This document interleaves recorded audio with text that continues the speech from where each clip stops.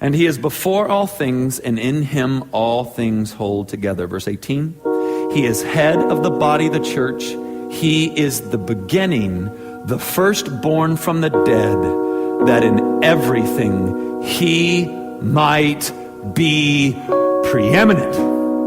Top, nothing above him, nothing else to gain, nothing else to get. The goal, the end, what it's all about is Jesus. Look at me. I'm going to try to combat something as best as I can here. Look at me. Following Jesus is not going to make you wealthy. Following Jesus does not guarantee that you're going to be healthy. The message of Scripture and the gospel of Christ is not that in following him everything goes right, but that he is enough no matter what happens. That's the message of the gospel.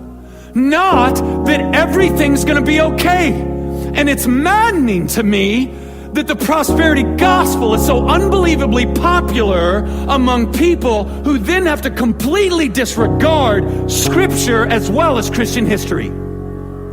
Every apostle in the Bible dies bad. I mean bad.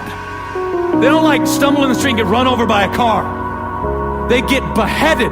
They get crucified upside down. They get boiled in oil. They die poor. And they're slaughtered. Spurgeon, the prince of preachers, struggles with depression his whole life and then dies.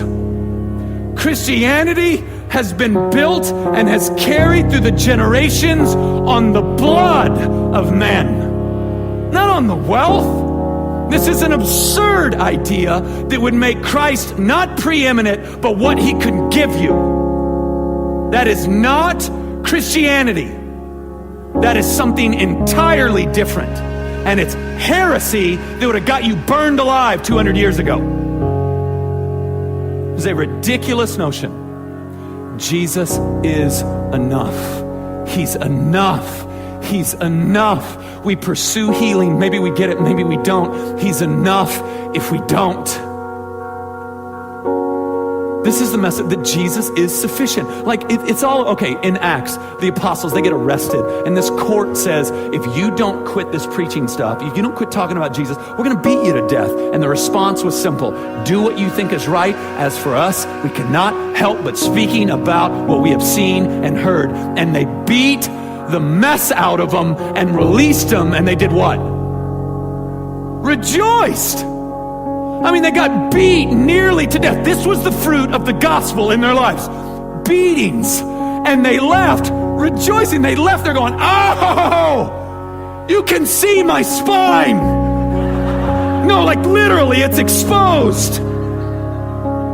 Awesome. All right? So it seems like Jesus can transcend the most horrific of circumstances.